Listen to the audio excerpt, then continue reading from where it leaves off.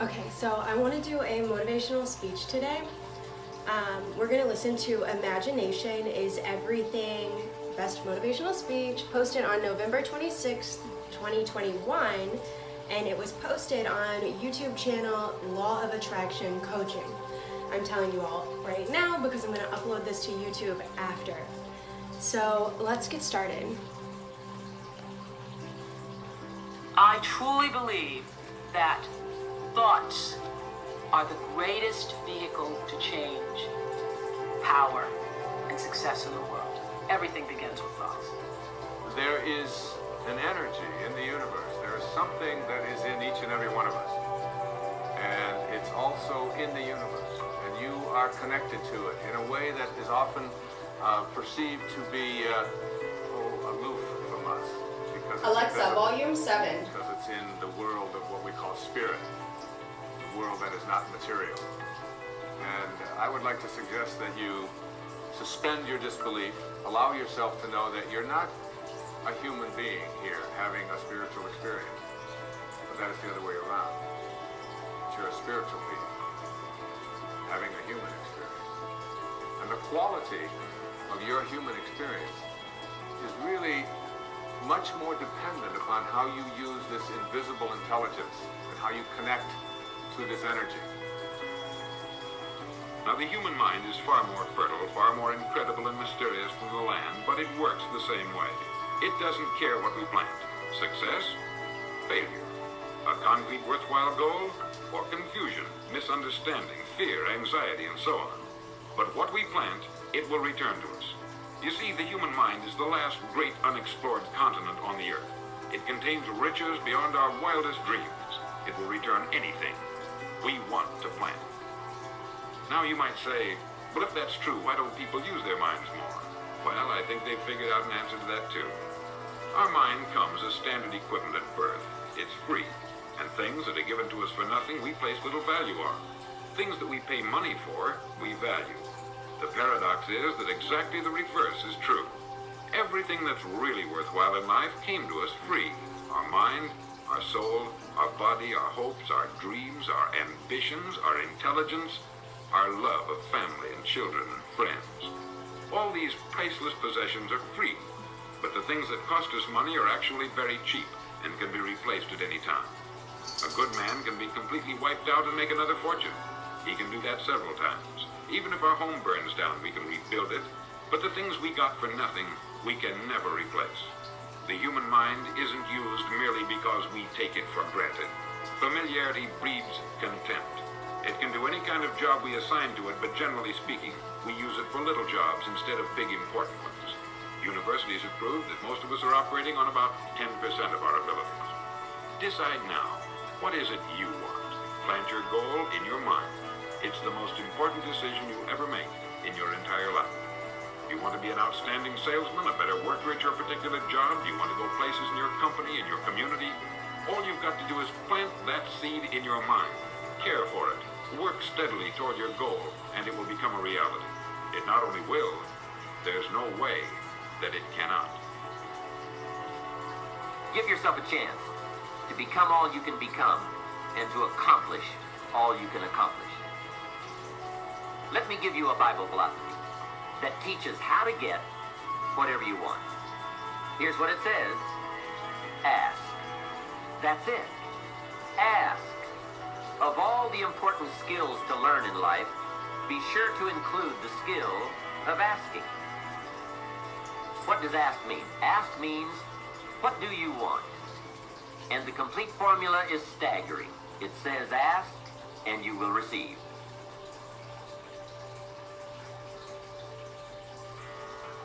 Have you ever dreamed of winning a home that looks like this, and this? Well, here's your chance. That's right. When you are trying to get to the next level, and you can see where you're trying to get to, there is a ceiling that you have to break through. But in order to get to the next level is because you can see what you want to become. But the only reason you can see the next level is because this ceiling is made of glass.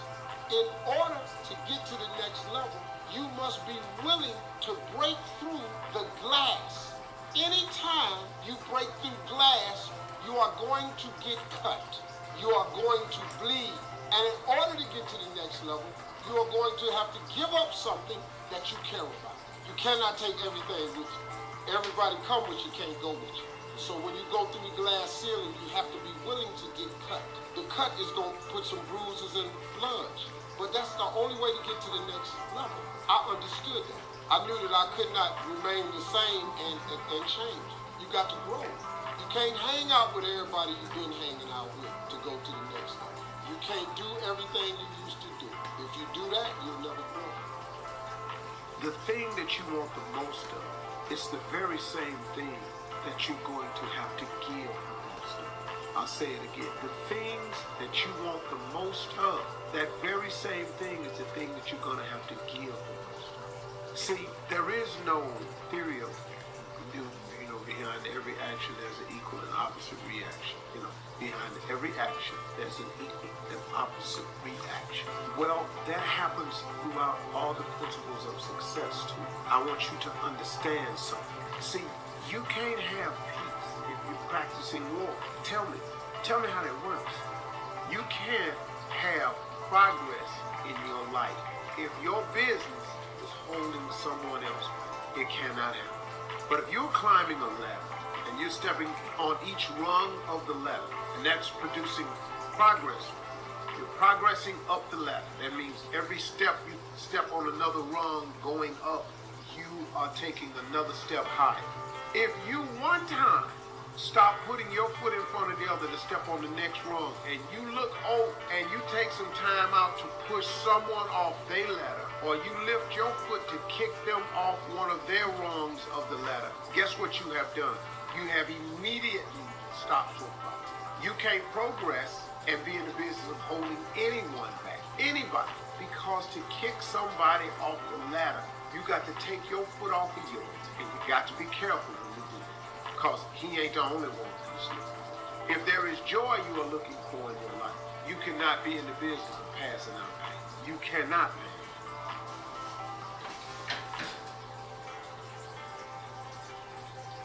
You all know that you have a conscious part of your brain that's responsible for certain things, okay? But then you also have a subconscious part of the brain, subconscious. And so what is this 800-pound gorilla that prevents you from achieving your goals? Like, what is it? Like, what do you think it is about the subconscious that prevents you from achieving your goals when consciously you want to achieve your goals, right? Consciously you want to achieve your goals. And Kamiar, yeah, we have, right hemisphere and left hemisphere of the brain, and in between, okay, we have something called the corpus callosum that connects both hemispheres. And contrary to popular belief, we're not, left brain dominant or right brain dominant. We use all of our brain every 24 hours, so you don't use only 5 or 10% of your brain. The possibilities are endless, all right? But when you're talking about the gorilla, the subconscious is the, what I talk about in the book, right, is I named it the gorilla. So conscious and subconscious, yes. And so tell me what you know about the subconscious mind. Like, if it is the 800-pound gorilla, what do we know, right? The gorilla gets what the gorilla wants. And so if you ask yourself a question of, do I really know how to get my subconscious mind aligned with my conscious desires and goals? So answer that question for me. Answer me that riddle. Do you know how to get your subconscious mind? By the way, the subconscious is not like here and the conscious is here. We know that the left prefrontal cortex, for example, is the seat of awareness, and it's the seat of decision making. It's the seat of choosing what we want. We know that this part of the brain we call the left prefrontal cortex, and it's what I call is the Einstein part of the brain. It can figure things out. You consciously can figure things out. The right prefrontal cortex is the pessimist, or what I refer to as the Frankenstein part of the brain, that moves into the memory system and brings forth anything that may get you into trouble, anything that may be painful, anything that might hurt you. And so there's these things going on in the brain. If you think of your brain as an orchestra, and some of your brain is responsible to play certain pieces, and other parts of your brain are there to protect you. When those pieces oppose each other or are not in alignment, then you have chaos.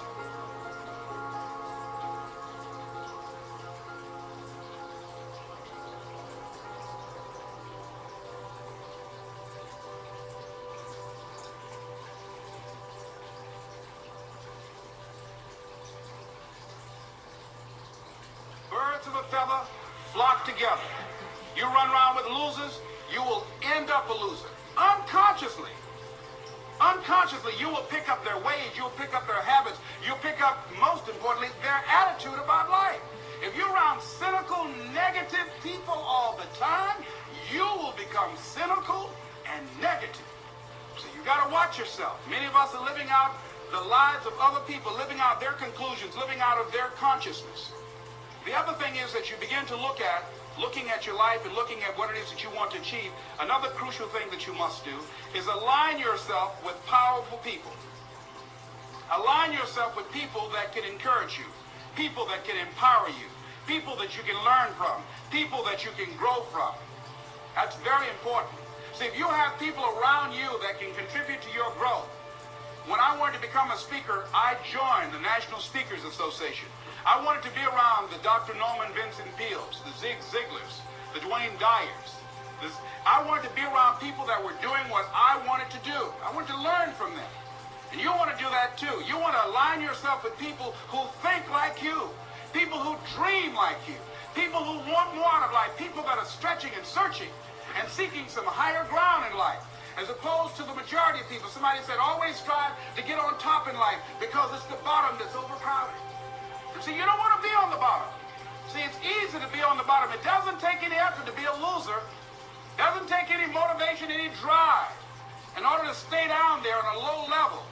But it calls on everything in you, ladies and gentlemen. You have to harness your will to say, I'm going to challenge myself. Sometimes I have to pull myself out of bed and say, come on, Les. Things I know I should do, I don't do. Things I shouldn't do, I do. Drop a letter. I found that the biggest enemy you have to deal with is yourself. There's an old African proverb that says, if there's no enemy within, the enemy outside can do us no harm.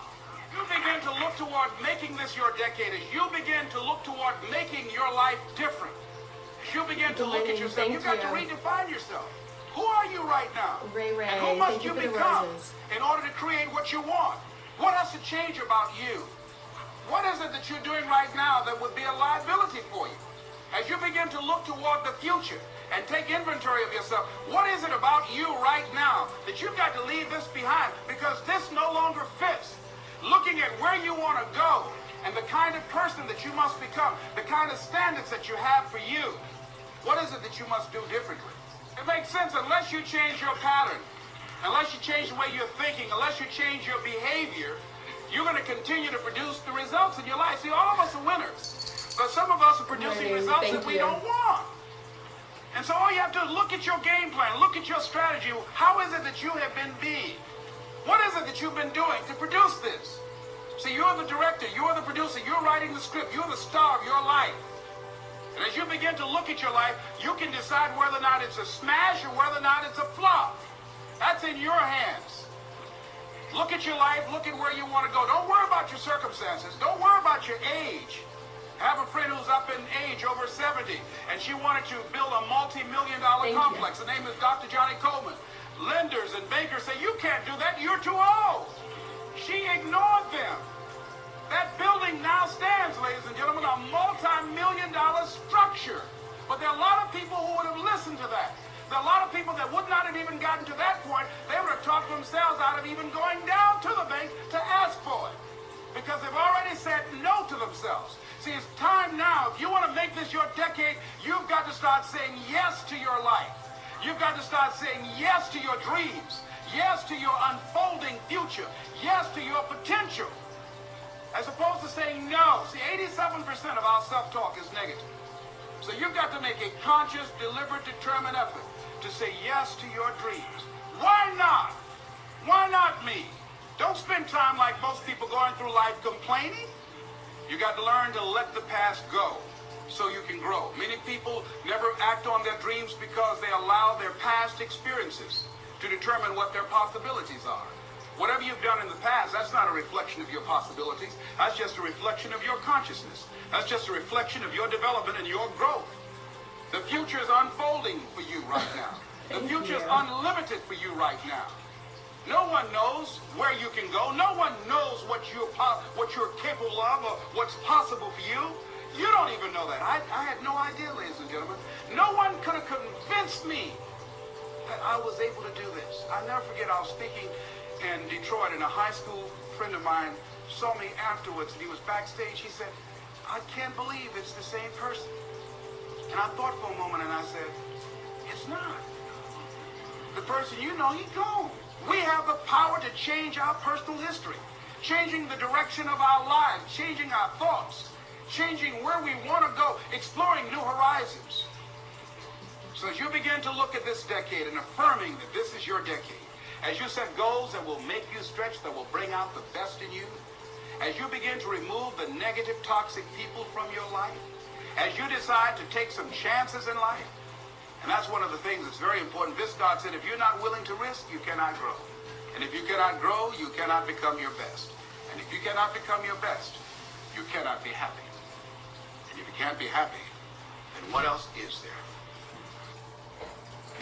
Most people never achieve their goals because most people suffer from possibility blindness.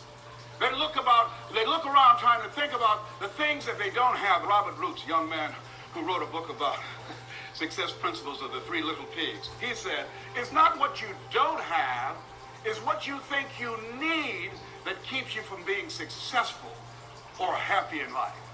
It's not what you don't have. See, I was focused on what I didn't have. Don't have a college degree, don't have any credentials, never worked for a major corporation. I was focused on the negative things and said, negative things are the things that you see when you're not focused on your goal. What do you come with? What is it? A friend of mine, Dexter Yeager, said, when the dream is big enough, the odds don't matter. I'm reminded of a great man. When I was reading Time magazine talking about some of the great minds of the last century, they didn't mention his name, Dr. Howard Thurman, one of the mentors of Dr. Martin Luther King Jr., also an advisor to Mahatma Gandhi and Albert Schweitzer. And he said, the ideal situation for a man or woman to die is to have family members standing around their bed praying with them as they cross over. But imagine, if you will, being on your deathbed and standing around your bed, the dreams given to you by life, the ideas that you never acted on, the talents, the gifts, the abilities that you never used. And there they are, standing around your bed, looking at you with large, angry eyes, saying, we came to you, and only you could have given us life. And now we must die with you forever. And the question is, if you died this very moment, what will die with you? What dreams? What ideas? What talents? What leadership potential? What greatness that you showed up to bring? That you allowed fear or procrastination to hold you back? Perhaps that's why Henry David Thoreau wrote the words, oh God, to reach the point of death, only to realize that you've never lived, only to realize that you've never scraped the surface of your potential. When you don't have a true appreciation and acceptance for who you are, and you allow yourself to be immobilized by fear, what happens in the process is that you begin to abuse yourself. You begin to sabotage your life, you begin to sabotage your dreams, you begin to unconsciously work against yourself. You become your own worst enemy. So what do you do about that? Well, you begin to realize that your dream and your gifts have so much meaning and so much value for you, till your hunger for them will begin to push you past the fear. Your hunger to have them will give you a special drive.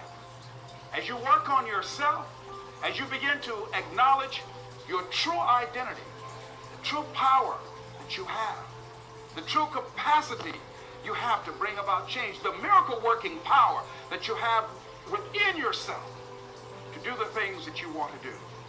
When you take them on, I'm reminded of a man who, this gentleman was doing a special study of a special tribe in Africa, headhunters. And he had difficulty in developing a relationship with these tribesmen because of the fact that he had fear. He had fear they would take his head. So he worked there for a long time with no effort, no progress in developing relationship and rapport and being able to achieve a level of trust. So finally one night while he was in bed, he was thinking about it. He said, what is it that you came here to do? What is your life work as a missionary? He said, I want to study these tribesmen. So what's the worst thing that they can do to you? Kill you.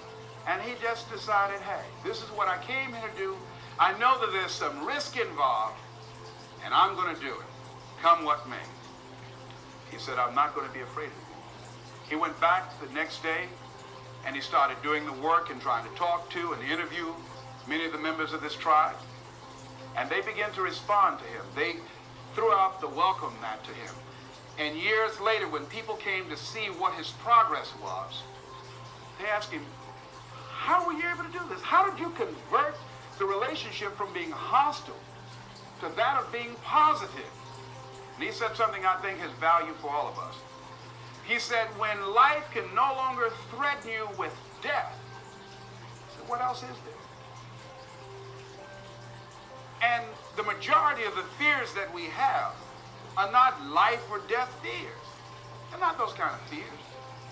But through our imagination, we blow them out of proportion, and we give them more power than they actually have or deserve, and we permit them to govern our lives. We permit them to determine how far we can stretch out on our dreams and discovering our stuff. And as we begin to look at ourselves and begin to, wait a minute, just getting to the point as you assess yourself and begin to prove yourself and just say, wait, hold a minute. I've been sweating this out. What's the worst thing that can happen to me on this? Will it kill me? Will I die? Why am I going through all of these changes over this? How much power does this really have? And am I the one that's feeding the power into it? See, a lot of times we allow ourselves to be fed and to be programmed into to being afraid. I mean, you watch the news and read the newspaper, you'd be scared to come out the house. Am I right? You'd be afraid. So what kinds of things, what kinds of thoughts are you feeding your consciousness? What kind of things are you putting in your mind that will enable you to either move forward or to justify why you're staying where you are? So I remember when I ran for state representative in Columbus, Ohio, and I had a lot of people telling me, and you got to watch not only the conversation within, but the conversation without. Telling me, Les, you can't possibly win. You can't do that. Happy Sunday. And I went down to the legislature, Hi, and I saw myself. I knew what I wanted. I saw myself in the chair. I pointed out the chair that I wanted. I used to go and sit up in the galleries and watch the legislative process. I used to go to the committee meetings and listen to legislation being introduced.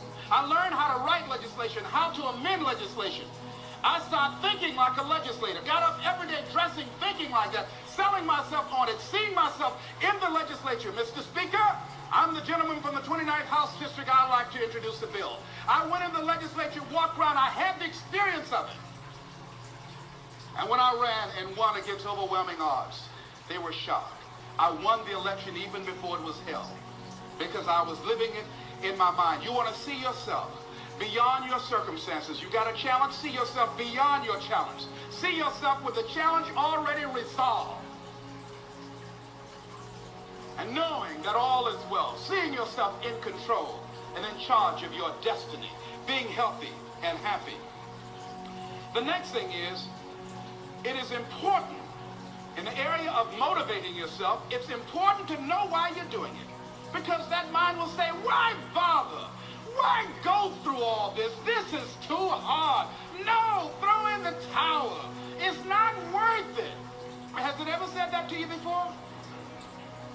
Here's how you can handle that. Here's how you override that. Write down 5 reasons why you deserve it. Why do you deserve what you want? Why you? Why do you deserve it? What meaning and value will it bring to your life? What's so different about you that you deserve your goal or this goal? And when you write down those 5 reasons, when you have some down moments, and you're going to have them, when that conversation starts talking to you, and it's going to talk to you, what you will do is you can pull that out and read it, and it will build you up. It will be your rod and your staff to comfort you through some challenging moments, because you're going to have some. Life will knock you between the eyes. It will catch you on the blind side, come out of nowhere, stuff you can't anticipate. That will knock the wind out of you. You want to give up. That's why it's important for you to work on yourself, listening to tapes, building yourself up, talking to yourself with power, feeling, and conviction, building yourself up day in and day out, because it's coming. I guarantee you, life is just waiting. Oh, he's doing good now, huh? Very good. I remember I had an experience. I was pursuing my dream. And that's why you have to work on yourself. You don't know what's going to happen. And I was telling people, I had this big rally I had to do. It was 5,000 people there. And I said, you must work on yourself. If you want a larger vision, you've got to empower yourself continuously, because life will catch you on the blind side. What are some of the self-defeating behaviors that we become involved in that prevent most people from enjoying themselves? Some people develop the what's the use attitude. Why bother? Some people have the I really don't care. And they convince themselves that they don't care and they don't feel anything. And after a while, they really don't feel anything. Their lives are empty. Some people say, well, it's really not worth the hassle. Just too hard. It doesn't bother me anymore. The fact that I'm not living out my dream. The fact that I'm capable of doing more and I'm not doing it. The fact that I'm content but I'm not fulfilled. The fact that I'm not living my dream. Tom Rusk and Randy Reed, in a book called I Want to Change But I Don't Know How, said people go through life many times playing it safe. He says that's the secret hope, that they say to themselves, if I never let myself feel too good, maybe I'll never get hurt too badly. A lot of people don't ever do the things they're capable of doing because they allow themselves to go along with the crowd. Good morning, everybody. I don't know if you all were here the whole time, but if you, oh look, he doesn't want to move. This is my cat, Max. He is my mascot. He is the Marshmallow King. And he has a new little collar with a bell on it. So here he is. I'm gonna turn off this bright light. Maybe he'll like it a little bit.